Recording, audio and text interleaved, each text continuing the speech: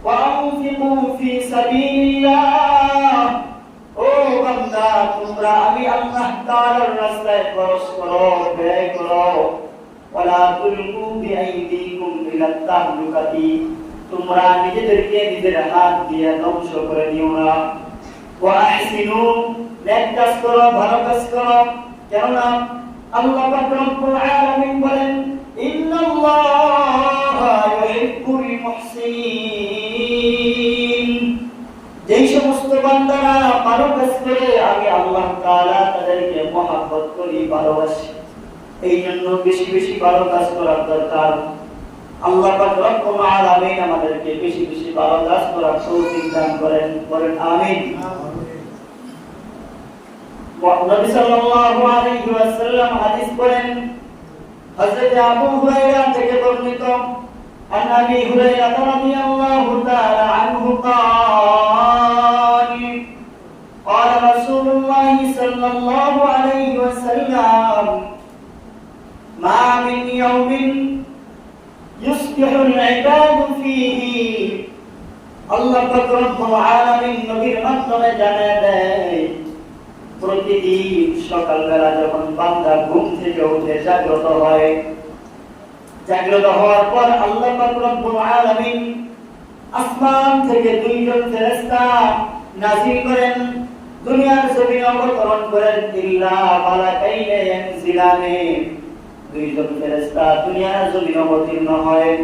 ফায়াকুলু আহাদুহুমা দুইজনের মধ্যে একজন আল্লাহ তাআলার কাছে দোয়া করে আল্লাহুম্মা আ'তি মুনফিকান খলাফান ও আল্লাহ যেই সমস্ত বান্দা দান করে তাদেরকে তুমি উত্তম বিনিময় দান করো ওয়ায়াকুলুল আখিরু আরেকজন ফেরেশতা দোয়া করে আল্লাহুম্মা আ'তি মুমসিকান তালাফান ও আল্লাহ যেই সমস্ত মানুষগুলি কৃপণতা করে কিপটামি করে ধন সম্পদ চুপে চুপে রেখে দেয় গচ্ছিত করে রেখে দেয় সঞ্চয় করে রেখে দেয় আল্লাহ তুমি তাদেরকে ধ্বংস করো প্রতিদিন এইভাবে দুইজন ফেরেশতা ফজর থেকে মাগরিব আবার মাগরিব থেকে এশা এবারে মাগরিব থেকে ফজর এভাবে প্রতিদিন দুইজন ফেরেশতা দুনিয়ার জমিনে অবতীর্ণ হয় আর বান্দার জন্য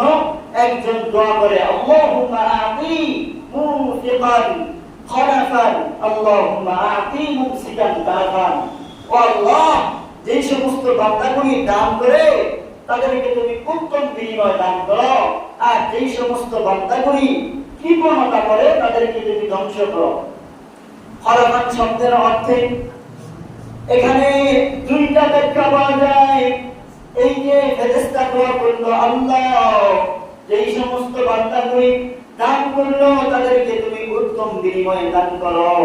উত্তম বিনিময় দান করার দ্বারা দুনিয়ার জমিনে আল্লাহ তাআলা ওই বান্দাকে সম্পদের প্রাচুর্যময় লাভ করবে এবং পরকালে বান্দা জান্নাত লাভ করবে আর তালাফান শব্দের অর্থ দ্বারা দুইটা অর্থ বোঝায় এক নাম্বার অর্থ বান্দা যে কৃপণতা করলো এই কৃপণতার কারণে আল্লাহ তাআলা বান্দার ধন সম্পত্তি ধ্বংস করে দিবে দুই নাম্বার